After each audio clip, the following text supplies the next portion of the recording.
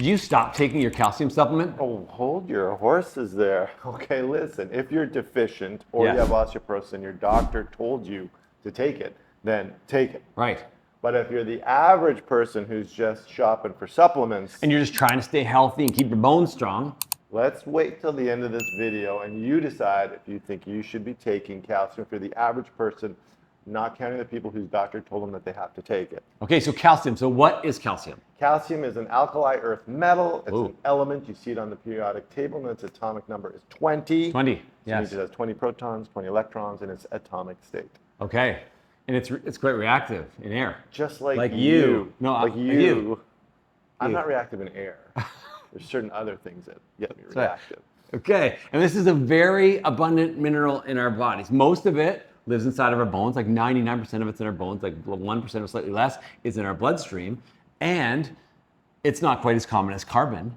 No, not as common as carbon, but there is like over a kilogram of calcium Right, in you right now. Which is hard to imagine. 1,200 to 1,400 milligrams, or grams in all. It's not milligrams, grams. Yeah, that's a lot of calcium you're carrying around. It is wild, but thankfully, it is very tightly controlled by a homeostatic mechanism in our body, primarily regulated by parathyroid hormone. And our bodies have all sorts of these mechanisms so that we're not just walking around chasing our calcium level and our potassium level and our sodium level. Otherwise, we wouldn't live for very long. No, and in the bloodstream, it's very important. It regulates a lot of cell function. Yep. It's an ion, and once it's in your bloodstream, Yep. And it does control a lot of cellular processes. Yep. So it's very important to keep that calcium level in a tight range in your blood, and our body does that by getting calcium out of our bones or through our diet. Yep. That's how we get the calcium, and then we tightly regulate, as you said, in the bloodstream. And that's why things like hypocalcemia or low blood calcium and hypercalcemia cause things like nerve problems, muscle problems, cramping, twitching, even seizures. Keeping an appropriate level of calcium in the bloodstream is important for a lot of bodily functions. Yep. And the way your body does that is it gets the calcium through diet or takes it out of your bones, which Right. is your body's store of calcium. Right, and this is exactly why taking it out of your bones, if it's not in your diet or if you have other metabolic processes, that leads to things like osteopenia, osteoporosis, and types of fractures. Right. Now, so how much calcium should we be taking? What's the recommended daily allowance for calcium that you get from your diet? Depends where you live. Okay. So that's obviously when there's controversy about things like this, what it tells me is that it's not a hard and fast rule, and there are different processes that kind of decide this. So in the United Kingdom, a recommended daily allowance is about 700 milligrams, whereas in North America, it ranges between 1,000 and 1,200, depending on your age, your gender, and a bunch of other things. Well, that just tells you that the science is a little bit soft on that if you Yes. have, like you said, different recommendations in different parts of the world. Right. Of course, the best way to get is through a healthy diet. Okay. And what kind of things can you eat that are rich in calcium? Okay, so let's start at the beginning, because a lot of people assume that dairy is a good source of calcium. And what I would say is it does have a lot of calcium in it. This is relatively well absorbed. There is some controversy about the roles of milk and its incidence or reduction incidence of hip fractures that hasn't really been shown, to be honest with you, and that some societies that actually drink more milk actually have higher incidence of fractures. Really? We could go down a deep rabbit hole that talks about how lactose gets broken down to galactose and that it's potentially oxidative and inflammatory, and that might be the cause. We're not here to talk about that. We're not going to get into the Battlestar Galactose So today. dairy is not a reasonable source. Some people would consider hard cheeses and yogurt as a better source than milk. It doesn't necessarily make your bones strong. So that's one thing. Okay. Second thing, We got to get into some fruits and vegetables. Okay. After this, right? and do you know what one of the best vegetables is? Don't say it. Don't So say one it. of the best sources of calcium in the vegetable family is actually Chicken kale. wing. It's What? actually kale. Kale, dark green leafy vegetables are a good source. So kale actually has 177 milligrams of calcium in 1 cup of cooked kale. And interestingly, it actually has higher bioavailability than the calcium that's available in milk.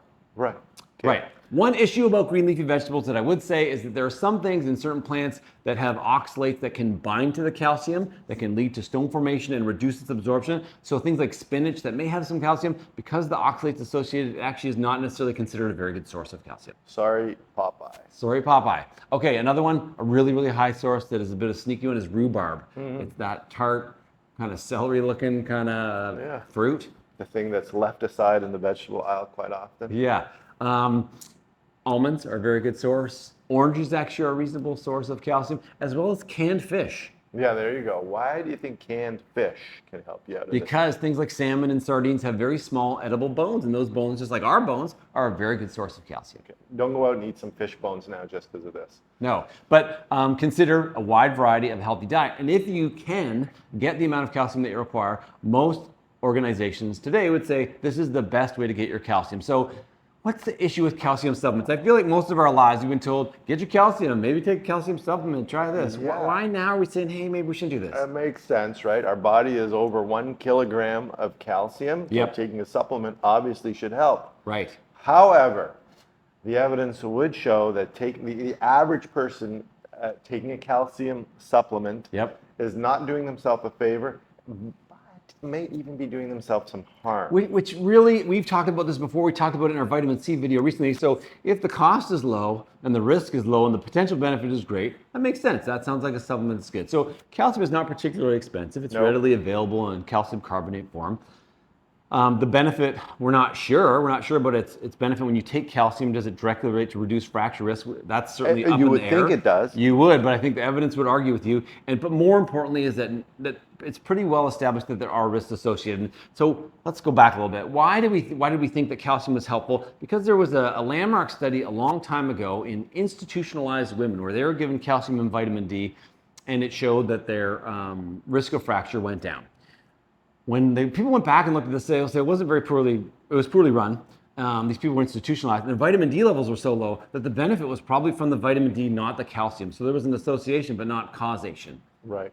So then when this was applied to everybody else, we said, okay, well, let's start looking at it more closely. And about 20 years ago, some studies found that with calcium supplements, there was an increased risk of cardiovascular events. So in one group, in healthy postmenopausal women, the incidence of heart attack and stroke was up 15%. 1.5. So this is a very real number and a very real risk and something that is much more serious than a broken wrist. Yeah, and if you think about it, you used to see calcium supplements in Oh, things like orange everywhere. juice, calcium added stuff, and we've sort of gone away from that a little bit now. Right. And these are some of the reasons why, because there are harms associated with it. And the reason that we think calcium supplements are bad is because when you get it in your diet, it's absorbed very slowly, and our body has a way to deal with that calcium that goes into our blood and to put it into our bones in a timely fashion, or excrete it in our urine or our feces if there's an excess.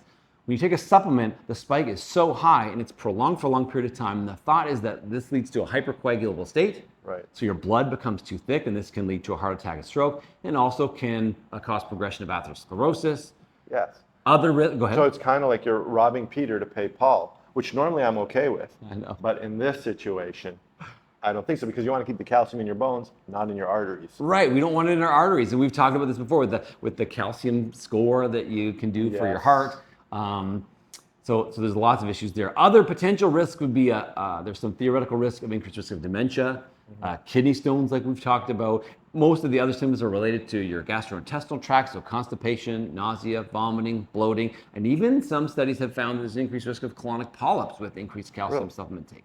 So bottom line is, Yes. the average person, unless you've been told to take it by your doctor for something like osteoporosis, or because you are deficient or you have a metabolic condition that doesn't allow you to absorb calcium Right, like appropriately, gastric bypass, actually. for example, right? Sometimes you got to, but for the average person, you should not be taking a calcium supplement based on the evidence we reviewed. And I think that is news to the average person, and even news maybe to some doctors. Yeah.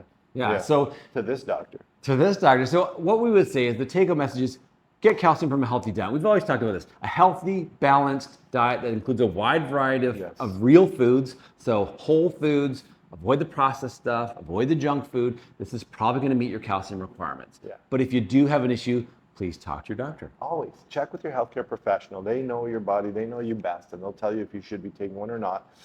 But until you do that, we're telling you, it looks like the average person should not be going out and buying a calcium supplement and taking it. And like with any supplements, like you said, it's always better to get those vitamins, those nutrients, those minerals from your diet rather than a supplement.